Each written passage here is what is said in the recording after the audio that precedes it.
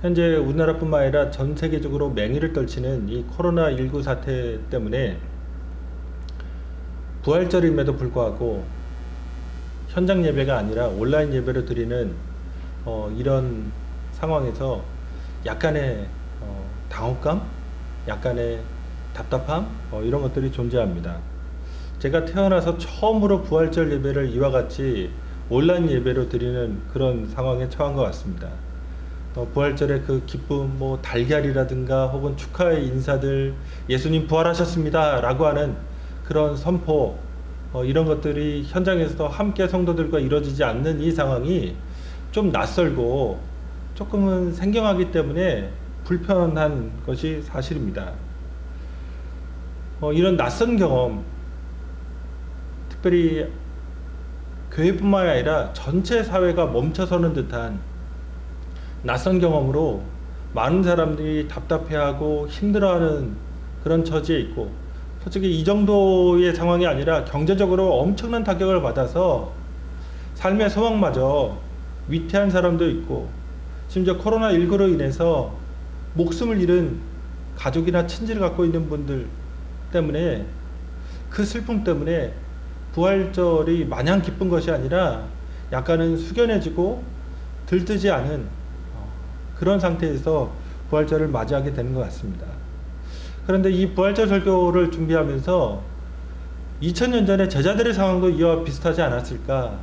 그들도 처음 맞이하는 예수님에게 기대를 걸었고 3년 반을 따라다니면서 그분의 복음의 말씀, 그분의 기적의 역사들 속에서 소망을 가졌고 희망을 가졌었는데, 이 부활절에, 그 부활의 날에 그들의 모습은 참 착잡하지 않았을까.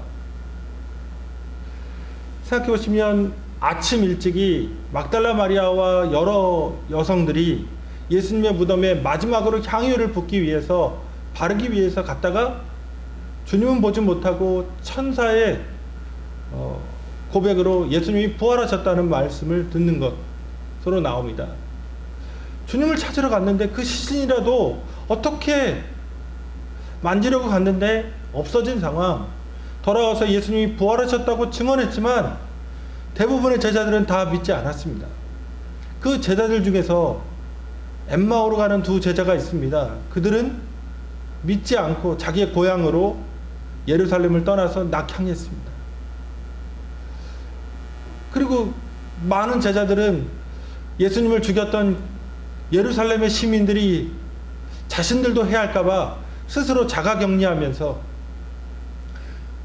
집에 문을 걸어 잠그고 한 곳에 모여서 미래에 대한 두려움, 현재 이 고통스러운 상황이 정리되지 않는 것 때문에 상당히 난감해하면서 그렇게 살아가고 있었습니다. 그런데 이 모든 불확실한 상황 가운데, 처음으로 맞이하는 인생이 흔들리는 그런 상황 가운데 부활하신 주님이 찾아오셔서 그들에게 어떻게 살아야 되는지, 이제 제자들이 무엇에 집중해야 되는지 알려주시는 본문이 오늘 누가복음 24장 44절에서 49절에 부활하신 예수님을 만나는 장면입니다. 인생의 두려움과 불확실, 혼돈과 어려움, 답답함과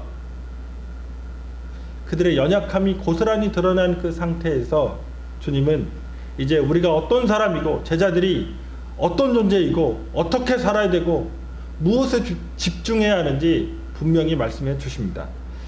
저는 이 주님이 부활하신 날을 기념하는 이 부활절에 이 말씀을 통해서 다시 한번 이 코로나19 사태 속에서 이 답답한 현실과 사회적인 국가적인 어려움들 속에서 어떻게 성도로서의 본연의 삶을 추구하며 살아갈 수 있을지 한번 말씀을 나눔으로써 우리가 새롭게 되는, 온전케 되는 기회를 얻고자 합니다. 두 가지 정도를 말씀드릴 건데요. 첫 번째, 하나님이 계획하신 구원은 예수 그리스도의 십자가의 죽음과 부활에서 끝나는 것이 아니고 우리가 주님의 증인되는, 그래서 그분의 복음을 다른 사람들에게 증거하는 것으로 완성된다는 겁니다. 부활하신 날 예수님의 제자들은 참 두려웠습니다. 그래서 스스로 자가격리하고 있었습니다. 문을 굳게 닫고 예루살렘 사람들과 마주하지 않으려고 그렇게 노력했습니다. 그런데 그런 상황에 있는 제자들에게 예수님이 나타나신 겁니다. 왜 그들에게 나타나셨을까요? 혼내주려고요. 베드로, 너 나를 3번 부인했지? 야, 제자들 누가 정말 처음으로 도망가더라? 야, 누구는 옷도 벗고 도망가더라? 누구는 욕하면서 도망가더라? 야, 이럴 수 있냐? 예수님이 그들을 혼내주고 처벌하기 위해 나타나신 걸까요? 오늘 본문은 그렇게 말하지 않습니다. 예수님은 그들에게 성경의 말씀을, 당신이 당하신 그 일들이 어떤 의미인지를 성경을 통해서 가르쳐 주시기 위해서 나타나십니다. 오늘 44절을 보면 예수님께서 제자들과 함께 계실 때에 모세의 율법과 선지자의 글과 시편, 그러니까 이게 구약 성경이거든요. 그 당시엔 신약 성경 없었으니까 이 성경의 말씀을 가지고 자기 자신이 겪으셨던 그 사역과 운명에 대해서 설명해 주십니다. 그럼 왜 설명해 주실까요? 그 이전에는 안 가르치셨을까요? 아니죠. 분명히 가르치셨습니다. 예수님이 십자가 달리실 것도 3번이나 먼저 미리 말씀해 주셨습니다. 그런데 제자들은 그래, 그럴 수 있지. 뭐 그런가 보다. 제자들의 진짜 관심은 이 세상살이에서 어떻게 자기가 예수님 때문에 복받고 어떻게 높은 고관대적의 자리에 올라가고 어떻게 사람들에게 인정받느냐, 그래서 누가 크냐 라고 하는 그 질문에 관심이 있었습니다. 그래서 예수님이 진짜로 가르치시고 싶으셨던 것에는 별 관심이 없어서 잘 믿지도 못했고 기억하지도 못했고 거기에 삶을 담아내지도 못했습니다. 그런데 다시 부활하신 예수님이 나타나셔서 그들에게 예수님과 관련된 그 이야기를 성경을 통해서 알려주시는 겁니다.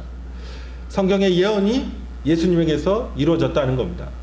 하나님의 계획 안에서 그 모든 사건들이 이루어졌음을 예수님은 분명히 가르쳐주고 계십니다. 그래서 44절에 기본 동사 말고 주동사가 뭐냐면 모든 것이 이루어져야 하리라. 여기서 뭐뭐 해야만 한다, 해야만 하리라 라는 동사가 헬라어로 데이입니다. 이 데이 동사가 24장, 예수님이 부활하신 그 장에 3번 나옵니다.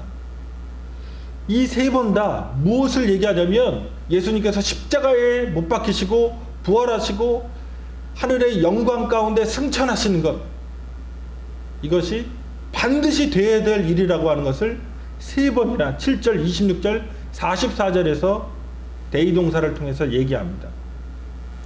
그러니까 이 모든 일들은 하나도 빠짐없이 하나님이 계획하신 대로 이루어졌다고 하는 것을 알려주신 겁니다. 그래서 부활하신 예수님이 제자들을 찾아오셔서 성경의 말씀의 의미를 알려주셨기 때문에 이제 드디어 그들은 마음을 열고 주님의 말씀을 깨닫게 되었습니다. 그러면서 예수님께서 되어야만 하리라 라고 한 게, 그런데 예수님이 십자가에 못 박히시고 부활하시고 승천하셔서 영광 가운데 우리를 다스리신 지 일만이 아니라 오늘 본문에 보면 우리가 회개하고 죄사함 받는 것까지 되어야 하리라고 말씀하고 계십니다. 46절 47절에 보시면 또 이르시되 이와 같이 그리스도가 고난을 받고 제3일에 죽은 자 가운데서 살아날 것과 또 그의 이름으로 죄사함을 받게 하는 회개가 예루살렘에서 시작하여 모든 족속에게 전파될 것이 기록되었으니 라고 얘기합니다. 그 당시에 있던 유대교의 교사들, 랍비들 혹은 율법의 선생들은 메시아가 이 땅에 낮고 천한 모습으로 오셔서 고난과 십자가의 죽음을 통해서 대속의 역사를 이루시고 부활하셔서 사망 권세를 깨뜨리시고 영원한 생명길을 열어놓으신다고 하는 것을 생각하지도 못했고 가르치지도 못했습니다. 이것은 우리 주 예수 그리스도의 십자가 부활 사건을 통해 드러낸 하나님의 계획입니다.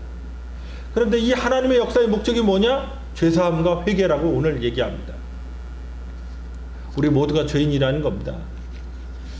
성경에서 말하는 죄는 self condemnation, 그러니까 자기 주장입니다.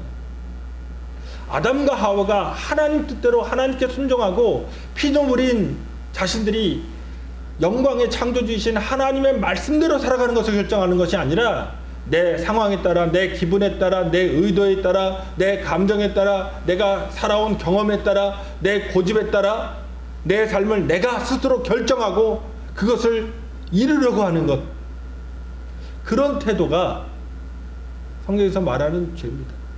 아담과 하와는 그런 태도를 취한 겁니다. 먹음직도스럽고 보암직도스럽고 지혜롭게 할 만큼 탐스러운 그 열매를 통해서 하나님이 아닌 이 세속적인, 이 세상적인 것을 통해서 자신들이 하나님 없이 살아갈 수 있겠다라고 하는 결단입니다. 회개는 그런 태도를 우리가 취하고 있다는 것을 깨닫는 겁니다. 하나님 없이 내 인생을 결정하고 하나님 없이 내 감정을 그렇게 발산하고 하나님 없이 계획을 세우고 하나님의 말씀 없이 내가 원 가정에서 배웠던 그 경험들과 그런 관습과 습관대로 삶을 살아가려고 합니다. 그런데 그런 태도가 잘못되어 있다는 것, 내가 나 자신을 주장하는 것이 그게 하나님 앞에서 죄라고 하는 것을 깨닫고 하나님 앞에서 고백하는 것이 회개입니다. 때로 어떤 사람들은 자기가 종교적이기 때문에 하나님과 관계에 문제가 없다고 생각합니다. 도덕적이기 때문에 오히려 다른 사람보다 더 낫다고 생각합니다. 지식이 많기 때문에 나는 다른 사람에게 꿀릴 것이 없다고 생각합니다.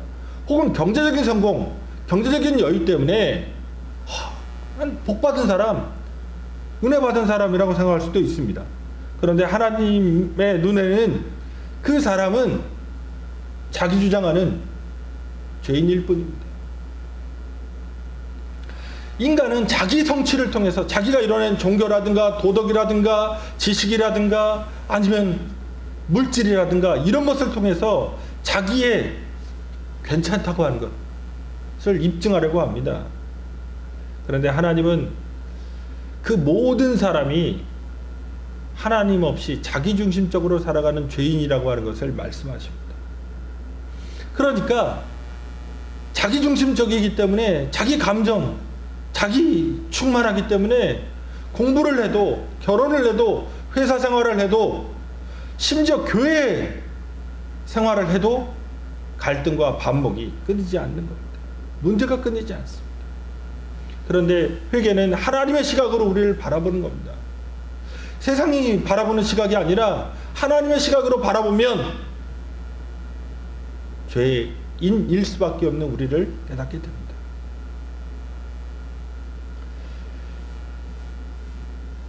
그래서 예수님께서 우리를 위해서 십자가 져 주신 겁니다. 우리의 죄를 대속해 주신 겁니다. 그래서 오늘 본문은 그의 이름으로 죄사함을 받게 하는 회개라고 얘기합니다.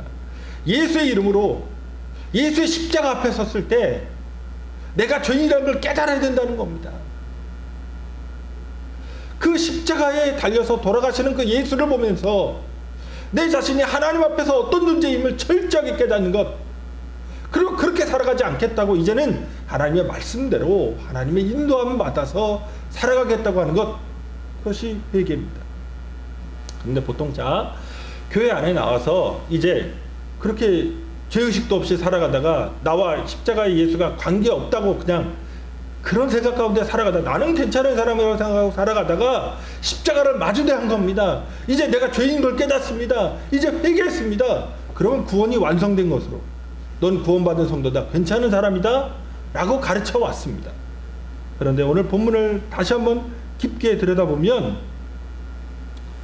되어야만 하는 일, 성도가 이래야만 하는 일에서 여기서 내가 이제 교회 다니기 시작했고 죄 사함 받았고 회개했다고 하는 것에서 성도의 구원의 완성이 이루어지지 않는다는 겁니다. 오늘 본문에 보면 48절에 너희는 이 모든 일의 증인이라 라고 얘기합니다. 그러니까 단순히 내가 교회 공동체에 소속돼서 죄 사함 받았다고 하는 것에서 구원이 완성되는 게 아니라 하나님은 그렇게 되어야만 한다 라고 할 때 예수 그리스도의 복음이 우리를 통해서 예루살렘에서부터 모든 족속에게 전파되어야만 한다는 것을 말씀하십니다. 우리의 사명이 뭐냐? 그리스도인의 구원의 완성이 무엇이냐? 우리 인생의 목적이 무엇이냐? 예수 그리스도의 복음을 우리의 삶을 통해, 우리의 열정을 통해, 그분의 십자가 사랑을 깨달은 그 회개의 삶을 통해 드러내는 일입니다. 이것이 우리의 구원의 완성입니다.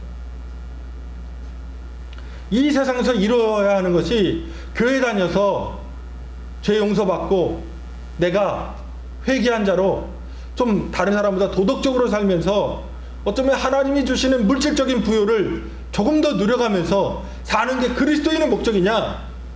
거기에 있지 않습니다. 우리 인생의 목적, 그리스도인의 구원의 완성은 우리를 사랑하신 그 주님의 그 사랑, 십자가 위에서 몸짓고 피 흘리시기까지 우리를 사랑하신 그 사랑을 본받아서 우리의 삶으로 각자 자기의 십자가를 지고 다른 사람을 섬기는 삶으로 나아가는 데 있습니다. 자기중심적인 삶을 회개하고 하나님을 사랑하고 이웃을 사랑하는 삶으로 변화되는 데 있습니다. 이것이 십자가 지신 예수 그리스도의 은혜의 목적입니다. 이런 주님의 증인들을 만날 때 이 세상은 변화될 겁니다.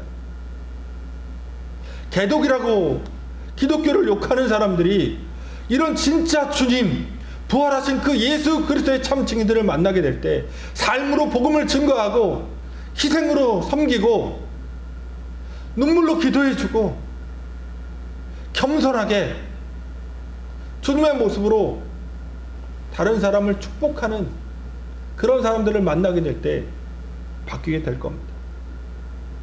다시금 교회인 우리가, 성도인 우리가 힘을 모아서 나아가야 되는 방향이 바로 주님의 증인되는 데 있고, 바로 이것이 그리스도인의 완성입니다. 두 번째로는, 그러면 주님의 십자가의 죽으심과 부활을 전하는 이 복음 전하는 일이 인간의 힘과 능력으로 가능하겠냐는 겁니다. 오늘 예수님은 그것이 아니라고 말씀하십니다. 그것은 성령의 능력으로 이루어집니다. 앞서도 말씀드렸듯이 예수의 십자가의 죽으심을 본받아서 우리가 다른 사람들을 온전하게 섬기고 내 자기중심적인 이 자아를 깨뜨리고 정말 바울처럼 나는 날마다 죽노라고 고백하면서 내 안에 사는 이 그리스도라고 하는 것을 말이 아닌 실제로 삶으로 드러낼 수 있겠는가 하는 문제입니다. 우리가 노력하고 수고하고 힘쓰고 애쓰면 이런 그리스도인의 완성을 진짜 온전한 그리스도인 될 수 있겠는가? 그렇지 않습니다. 다시금 예수님의 제자들을 그 면면을 뜯어보면 그들은 정말 놀라운 경험을 한 겁니다. 예수님을 만난 그날부터 베드로를 치면 물고기 잡지 못했던 그 밤, 그걸 지나고 나서 깊은 곳으로 가 그물 던지라고 했을 때 엄청나게 많은 물고기를 잡아 그물이 찢어질 정도고 주변에 있는 배를 청하여서 함께 나누어 실을 정도의 만선의 경험을 합니다. 그리고 자신의 장모가 열병으로 아픈 것이 고침받는 경험도 있습니다. 회당에 들어갔을 때 손 마른 사람을 예수님이 고치는 경험도 있습니다. 나인성 과부의 아들이 죽었는데 다시 살아나는 것도 경험했고, 야르의 딸이 죽었던 것도 다시 살아나는 것을 경험했습니다. 11년 동안 혈류병을 앓던 여인이 고침받는 것도 경험했습니다. 풍랑에는 바다가 잠잠케 되는 것도 경험했습니다. 변화산에서 예수님의 옷이 휘어질 대로 휘어져서 정말 찬란하게 변화되는 것도 경험했습니다. 거지 소경 바디메오가 눈을 뜨는 것도 경험했습니다. 중풍병자가 일어나는 것, 특히 38년 된 중풍병자가 일어나는 것도 경험했습니다. 주님의 기도 소리도 들었습니다. 주님이 말씀으로 천국의 복음을 가르치신 것도 들었습니다. 그런데 결정적인 순간에 주님께 헌신해야 될 때, 주님이 가장 외롭고 고독한 그 순간에 그들은 실패합니다. 그래서 지금 다락방에 모여서 두려움 속에서, 절망 속에서, 답답함 속에서, 그 혼란함 속에서 아무것도 하지 못하고 있는 그런 상황에 빠져 있는 겁니다.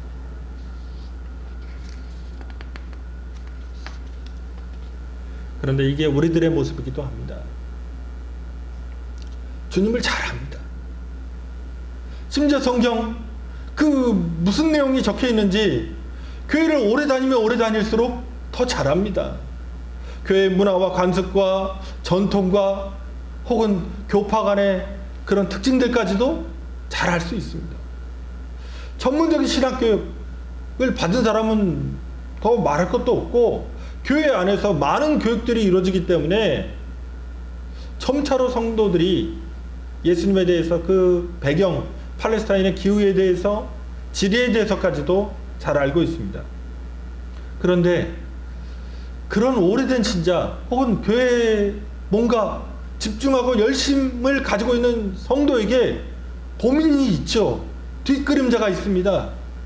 알면 알수록 자기가 그렇게 살지 못한다는 것을 또 깨닫는 겁니다. 정말 화인 맞은 양심이 아니라면 내가 주님의 말씀대로 살지 못한다는 것, 그 하나님 사랑, 이웃 사랑, 그것이 내 안에서 잘 이루어지지 않는다는 것을 발견합니다. 교회의 사명도 알고 책임도 알고 성도의 본분과 추구할 바도 압니다.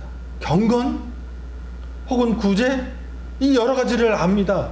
그런데 안 됩니다. 삶으로 실천이 안 되기 때문에 자기가 얼마나 엉터리인지는 자기 자신이 잘 압니다. 그래서 낙심하기도 하고, 이게 정말 될까? 정말 내가 온전한 성도가 될 수 있을까? 불안하기도 하면서 착잡한 마음을 금할 길이 없을 그런 때가 많습니다. 제자들도 우리도 우리의 힘으로는 우리의 구원을 이룰 수 없습니다. 예수의 부활을, 예수의 십자가 사랑을 증거할 수 있는 그런 능력이 우리 안에 없다는 얘기입니다. 그럼 어떻게 할까요? 그럼 어떻게 구원받을까요? 구원의 완성이라는 것이 주 예수 그리스도의 증인되는 일인데 그걸 어떻게 이룰 수 있을까요? 오늘 본문에서 우리 주님은 우리의 연약함과 무능력을 아십니다. 심지어 무의지와 악함까지도 주님은 아십니다. 하나님의 뜻을 우리가 이루지 못하고 우리 스스로 우리를 변화시킬 수 없다는 것을 주님은 잘 아십니다. 그래서 오늘 49절에서 예수님께서는 성령을, 하나님의 약속하신 바, 아버지 하나님의 약속하신 바 성령을 받을 때까지 여기에 머물러 있으라고 말씀하십니다. 이 어감을 잘 느껴보셔야 됩니다. 여기 49절에 볼지어다 라는 말을 씁니다. 이게 구약에서는 힌네거든요, 히브리어로. 그리고 헬라어로는 이두입니다.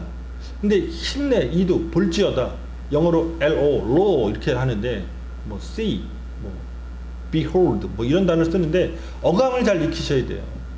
제가 이제 신학교에서 학생들을 가르칠 때는 이거 볼지어다, 뭐 이 단어 힌네나 이두를 어떻게 설명하냐면 짠이라고 설명합니다.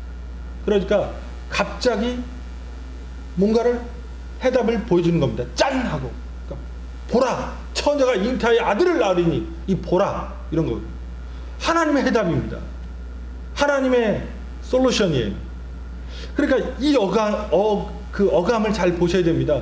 제자들, 아무리 예수님의 기적을 보아도, 아무리 예수님의 말씀을 들어도 변화될 수 없었던 그들, 혹은 오늘 우리 성경을 갖고 있고 찬양도 알고 있고 집회도 참석했고 주일 성수도 하고 기독교인이라고 해서 뭔가 주렁주렁 자기 자신에 대해서 기독교적인 어떤 성취에 대해서 얘기하고 있지만 그 삶의 내면으로 들어가면 여전히 죄 가운데 시달리고 있고, 그래서 어느 지점인가 죄와 타협하고 있는 우리, 그래서 변화될 수 있을까?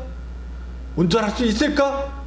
의구심과 회의감이 더 짙게 들인 우리가 어떻게 하면 온전한 그리스도인이 될 수 있을까? 예수님의 해답이 있습니다. 짠! 그것이 성령입니다. 그리고 그 성령이 주시는 능력이 있습니다. 49절의 말씀, 볼지어다 내가 내 아버지께서 약속하신 것을 너희에게 보내리니 너희는 위로부터 능력으로 입혀질 때까지 이 성에 머물라 하시니라. 이 주님의 마음을 깨달으셔야 됩니다.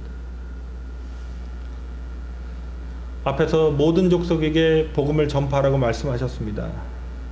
자신도 안 되는데 무슨 모든 족속이겠습니까?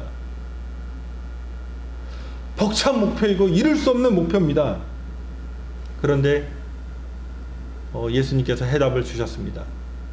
성령입니다. 그래서 이 성령의 중요성이 얼마나 강조되고 있냐면, 지금 모든 족속에게 복음을 전하라고 말씀하신 다음에 그럼 가야 되거든요. 가라라고 말씀하지 않습니다. 고가 아니에요. 스테이, 머물러라. 예루살렘에 머물러야 돼요. 지금 모든 족속이 목표이기 때문에 가야만 할 때 예수님은 그런데 가지 말합니다. 무엇이 필요했을까요? 성령과 성령의 능력입니다. 내 아버지께서 약속하신 것, 위로부터 오는 능력이 입혀지는 것을 체험할 때까지, 그래야만 모든 족속을 제자 삼는 그런 역사가 이루어지는 겁니다.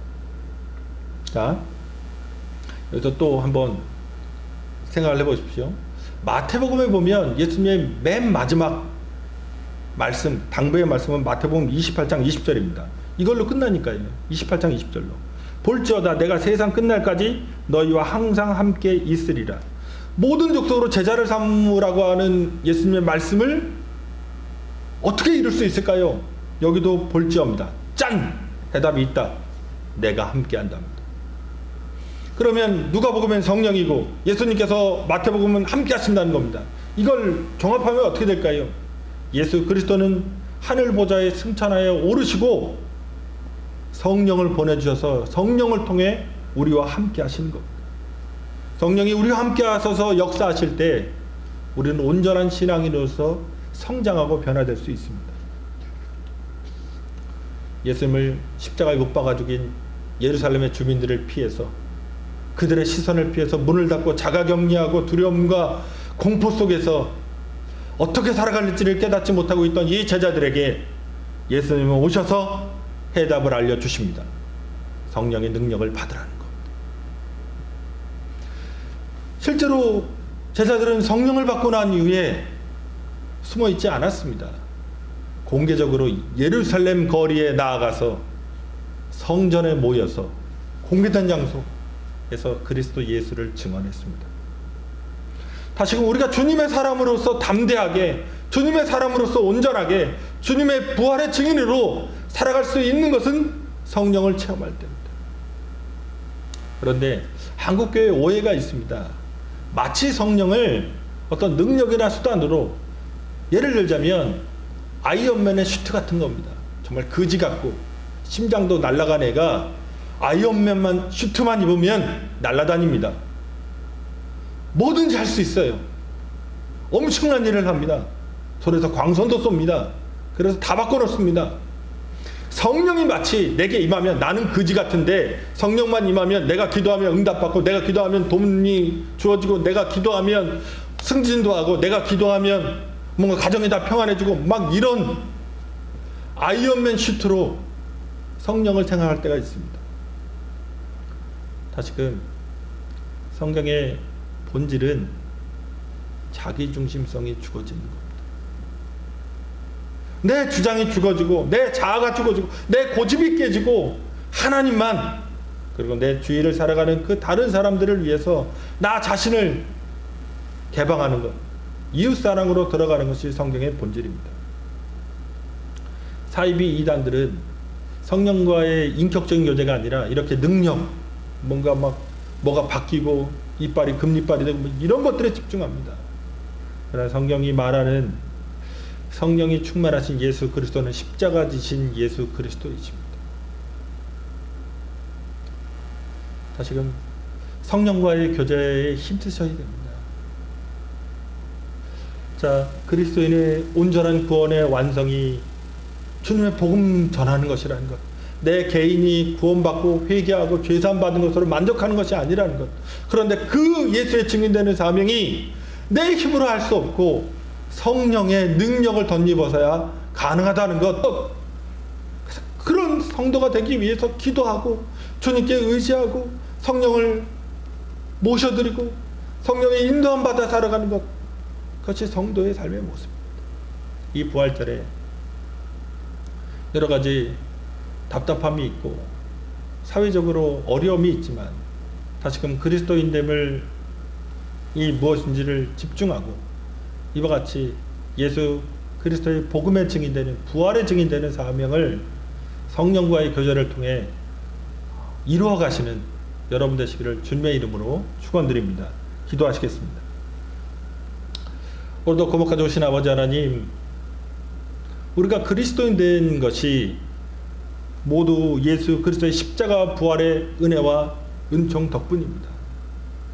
그런데 왜 그렇게 하셨는지, 그 목적이 무엇인지를 우리는 잘 깨닫지 못하고 그냥 그저 부활절에 부활하신 것만을 축하하면서 보냈던 시절들이 있습니다. 그러나 주님께서 우리에게 목적하신 것이 그 십자가 부활을 통하여 우리가 주 예수 그리스도의 이름으로 죄사함을 받게 하는 회개에 이르는 것이고, 그 회개한 것에서 멈추는 것이 아니라, 교회 다닌 것에서 그치는 것이 아니라 우리의 삶을 통해서, 우리의 삶의 현장에서 우리가 예수 그리스도의 부활의 증인, 그 십자가의 증인으로 사랑의 삶을 사는 것임을 깨닫게 하시는 은혜에 감사합니다. 그런데 우리 힘으로 안 되기에 주님께서 성령으로 우리와 함께 하심을 통하여 우리를 온전케 하신 것임을 또한 깨닫게 하심을 감사합니다. 성령과의 교제에 힘쓰게 하시고 말씀 가운데, 기도 가운데 성령 하나님 인정하게 하시고, 그래서 그분의 따사로운 인품 속에서, 성품 속에서 우리 자신도 새로워지게 하시고 변화되게 하셔서 작은 부활의 변화, 이 세상을 살면서 하나님 나라의 경험을 하고 사는 저희 될 수 있도록 주님 역사하여 주시옵소서. 그와 같이 행하실 하나님 감사합니다. 홀로 영광 받아 주시옵소서. 감사드리오며 예수님의 이름으로 기도드립니다.